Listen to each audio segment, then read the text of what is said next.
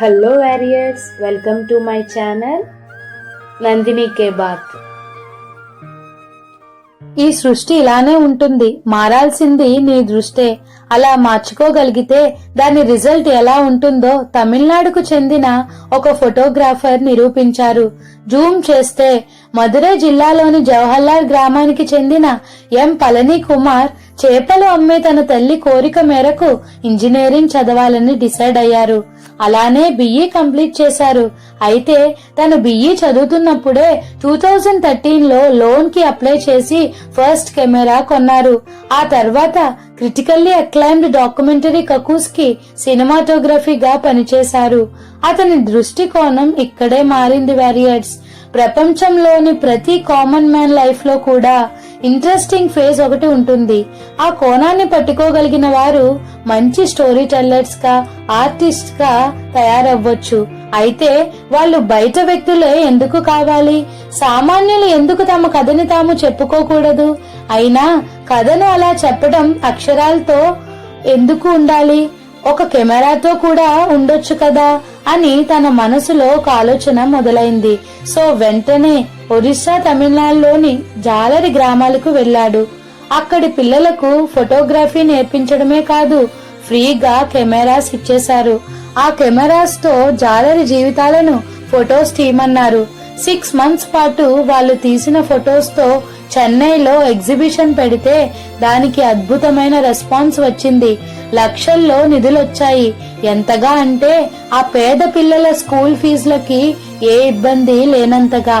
ఈ సక్సెస్ తో పళని కుమార్ జాలరి మహిళలకు ఫోటోగ్రఫీని నేర్పించడమే కాకుండా వర్క్ షాప్స్ కూడా కండక్ట్ చేస్తున్నారు. అద్భుతం ఏంటంటే వాళ్ళల్లో 90% మందికి ఫస్ట్ టైం కెమెరాని టచ్ చేసే వాళ్ళే. అలా నేర్చుకున్న స్త్రీలు తీసిన ఫొటోస్ కి ఇప్పుడు ఇన్స్టాలో హ్యూజ్ రెస్పాన్స్ వస్తుంది. ఈయన socially responsible photographers in Tamil Nadu పెప్ట్ కలెక్టివ్ తో అసోసియేట్ అయ్యున్నారు.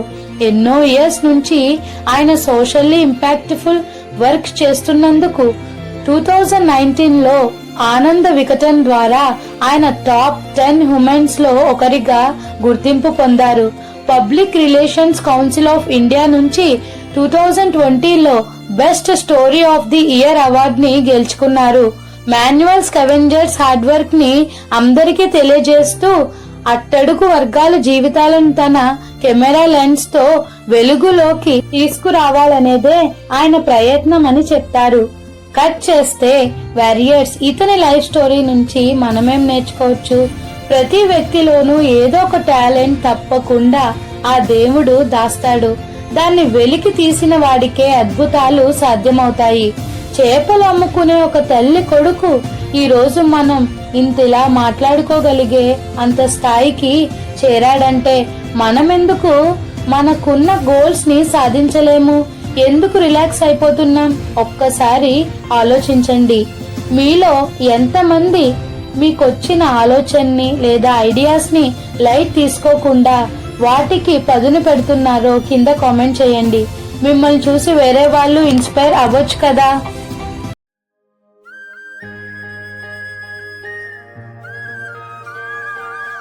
సపోర్ట్ చేయాలంటే సబ్స్క్రైబ్ అండ్ లైక్ చేయండి. ఫీడ్బ్యాక్ అండ్ కాంప్లిమెంట్ కోసం కామెంట్ చేయండి. వేరే వాళ్ళకి హెల్ప్ అవుతుందంటే షేర్ చేయండి. నోటిఫికేషన్స్ కోసం బెల్ ఐకాన్ని క్లిక్ చేయండి.